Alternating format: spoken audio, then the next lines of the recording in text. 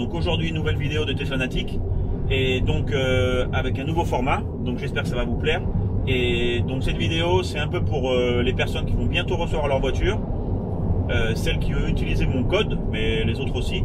Et donc ça va vous permettre de mettre un peu le pied à l'étrier. Donc je vais vous donner quelques conseils sur la voiture, comment appréhender le software Tesla, d'accord, qui a beaucoup de menus et beaucoup de choses. Mais en tout cas, j'espère que donc, ces petits conseils vont vous permettre de commencer plus facilement avec la voiture. Donc voilà, donc je vous souhaite une bonne route et un bon début avec la Model 3. Donc en fait, mon premier conseil, c'est de tout de suite, même si au départ vous allez avoir envie de vérifier que les 409 km d'autonomie WLTP annoncés par la marque sont vraiment réels plus ou moins. Bon ça ok, vous pouvez commencer par faire ça. Par contre donc je vous conseille de très rapidement changer au pourcentage. C'est beaucoup plus facile à gérer, ça stresse moins surtout, on n'est pas tout le temps en train de regarder combien de kilomètres restants on a, et franchement le pourcentage c'est la meilleure manière de gérer l'autonomie de la voiture.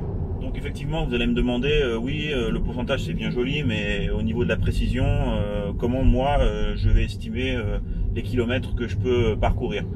Donc en fait moi j'ai une règle assez simple, c'est que 1% de batterie vous permet de parcourir 3 km. D'accord? Dans un usage normal, mixte, on va dire, entre ville et national.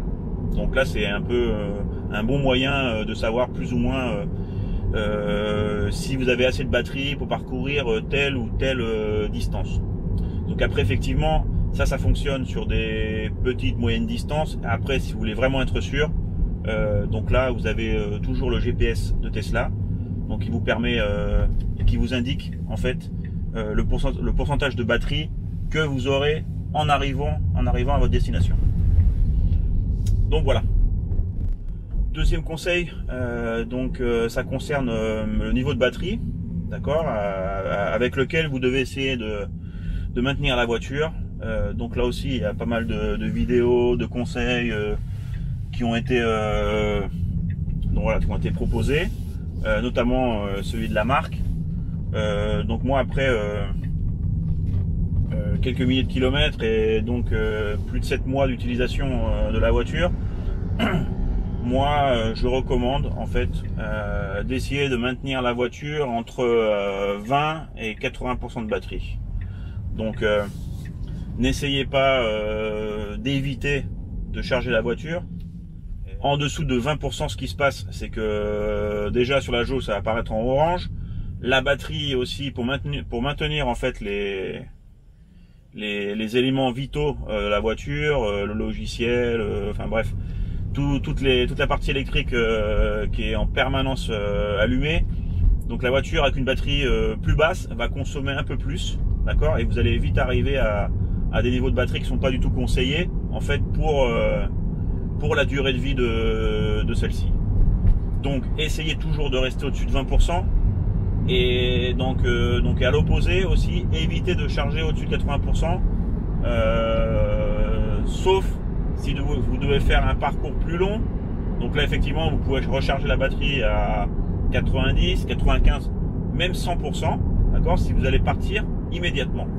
Donc là ça c'est le conseil un peu de base. Donc maintenir la voiture entre 20 et 80%, et donc pas de souci pour la recharger jusqu'à 100%. Mais quand vous êtes sûr de partir immédiatement ou dans les quelques minutes suivantes. Donc là c'est pas aussi très bon de maintenir une batterie à 100% pendant un long laps de temps. Donc après au niveau des réglages de la voiture, pour donc les premiers conseils, je vais pas repasser entièrement les menus, je vais simplement aller aux menus les plus importants pour moi. Donc déjà celui de la conduite. Et donc là pour ma part je conseille l'accélération de la mettre en standard. Il y a confort si on veut moins d'accélération, mais bon je pense que c'est dommage, donc il faut le maintenir en standard. Au niveau de la direction assistée, même si certains vont être entre le standard et le sport, moi je conseille le confort. Visiblement après avoir lu un article d'un test d'un des pilotes d'essai de chez Ferrari.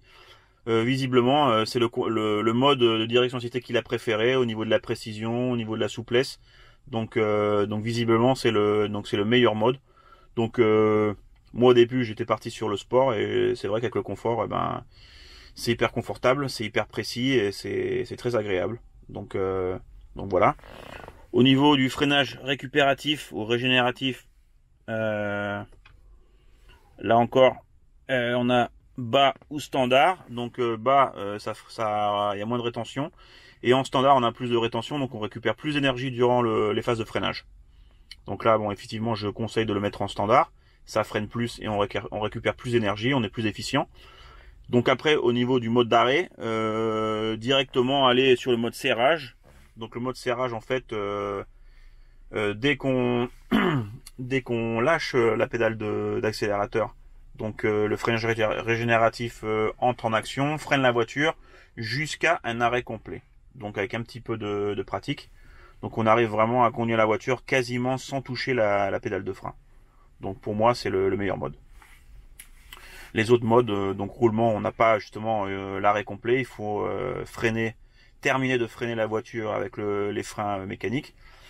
Et le rampage, donc c'est la même chose, sauf que on a une simulation un peu des voitures automatiques actuelles, on va dire, enfin des voitures automatiques avec moteur thermique, où dès qu'on lâche la pédale de frein, la voiture commence à avancer. Donc pour moi ça sert à rien. Donc mode serrage, c'est le mieux, c'est le plus efficient. Donc voilà. Après, au niveau de l'affichage, donc comme je vous le disais avant, mettez tout en automatique, affichage, luminosité, tout en automatique. Après la langue, vous la choisissez, format de l'heure et ainsi de suite. Donc là, ce qui est important, ce que je disais avant, c'est au niveau de la jauge, favoriser plutôt l'énergie, c'est-à-dire mettre au pourcentage. Ça sera beaucoup plus simple à gérer, d'accord, et beaucoup plus efficace. Le reste, bon, rien à dire, 1 km, température, pression des pneus. Donc voilà. Conduite on a vu, donc voilà, c'est tout. Donc après au niveau de voir un petit peu comment les différents menus importants, on a aussi en faisant un glisser vers la gauche, vous avez en fait le contrôle de pression des pneumatiques. Donc ça c'est important à savoir. Bon, aussi au niveau des autres menus disponibles. Donc en faisant un glisser vers la droite, donc là vous avez donc un menu qui est assez important en fait qui vous indique depuis votre départ ou depuis la dernière charge le temps du trajet et la consommation en watts par kilomètre. Donc après vous pouvez le faire défiler en glissant vers le haut, d'accord. Donc vous avez des sous-menus dessous. Donc oui, effectivement là c'était depuis le dernier départ. Là, je vais y arriver. Donc depuis la recharge, on a fait 82,9 km, on a consommé 13 kWh et on est sur une consommation moyenne de 153 Wh par kilomètre. D'accord? Donc il correspond au trip A. Dans un autre trip A, donc là, c'est plus de kilomètres. Et ce qui est important aussi, c'est le dernier menu.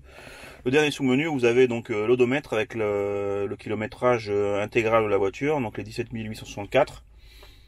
Le total de kilowattheures consommés, 2849 pour moi, et la consommation moyenne, d'accord, de l'ensemble du kilométrage. Donc moi je suis toujours sur 159 Wh par kilomètre. Donc voilà, donc c'était les fonctions un peu basiques, d'accord. Il y en a d'autres évidemment, mais bon, vous aurez l'occasion de voir même les vidéos de Tesla où ils expliquent tous les menus. Mais bon, avec ça vous êtes bien parti à mon avis. Donc après l'autre conseil que je vais donner, donc pour les débutants, donc au niveau du chauffage, en fait, ce qui est une grosse différence entre une voiture thermique et une voiture électrique. La voiture électrique, donc a un groupe, une pompe à chaleur, un groupe de chauffage qui consomme de l'énergie. Il faut essayer de faire attention si on veut consommer moins, d'accord. Et donc mon conseil, en fait, c'est d'utiliser une température de 19 degrés. Donc après, vous pourrez voir en activant le menu, qui est assez sympa. Donc vous pouvez effectivement contrôler le flux d'air entre en haut et en bas. Moi qui suis en ville, je conseille aussi fortement d'utiliser la recirculation d'air, ce qui permet de filtrer l'air ambiant à l'intérieur de l'habitacle. Et donc enfin je veux dire dans les grandes villes où il y a pas mal de pollution, d'avoir un air plus sain à l'intérieur. Donc voilà. Donc après au niveau de la température, moi je conseille de la laisser entre 19 et 20 degrés, pas plus. D'accord. Et donc le matin, si vous avez un peu plus froid, de vraiment utiliser les sièges chauffants. D'accord. Pour le conducteur ou pour le passager. Voilà. Donc évitez d'aller au-dessus de 20 degrés au niveau du chauffage, donc pour économiser. En plus, ça donne une température relativement agréable et donc les frileux, comme je l'ai dit avant, peuvent utiliser le siège chauffant. Donc voilà, pour compléter le chauffage de la voiture. Donc voilà. Alors un autre petit conseil, donc qui est pas super important, mais bon qui va vous servir. En fait, ça concerne le lavage, d'accord. Donc je pense que vous allez vouloir laver votre voiture dans un tunnel de lavage automatique. Donc, alors il y a deux petites choses à savoir qui sont assez importantes parce que ça m'est arrivé et donc heureusement j'ai rien endommagé, mais donc voilà. Donc premièrement, il faut que vous mettiez vos essuie-glaces en position off, d'accord, parce que normalement vous avez plusieurs possibilités. Vous pouvez mettre en mode automatique, donc là la caméra frontale donc va détecter les gouttes de pluie qui tombent sur le pare-brise et actionner les essuie-glaces quand c'est nécessaire. Donc par contre si vous projetez de laver la voiture dans un tunnel de lavage et pour éviter justement que ça se déclenche tout seul, eh ben il faut effectivement mettre les essuie-glaces en mode off, d'accord, les éteindre. Donc ça c'est la première chose. La deuxième chose, c'est quand vous allez être dans le tunnel de lavage, d'accord, il va falloir mettre la voiture en neutre, d'accord, parce qu'en principe la voiture vous pouvez la mettre en mode D, donc pour conduire, ou en mode R pour reculer. Alors je vais vous expliquer, c'est assez simple. Donc pour mettre la voiture en mode neutre, il faut en fait, alors là je suis garé, il faut lever très légèrement entre le D, le D qui est la position du bas et le neutre. En fait, il faut aller essayer de trouver entre le D et le R, d'accord, entre les deux positions. Et donc ça vous met en neutre. Ah pardon, je recommence. Il faut être en D en fait. Donc voilà, donc il faut soulever un petit peu, pas jusqu'au recul, et après une seconde ou deux, voilà, automatiquement on est en neutre, la voiture elle commence même à avancer. Donc voilà, vous pouvez le voir ici, on est bien en neutre. Donc voilà, ça permet de pas bloquer les roues.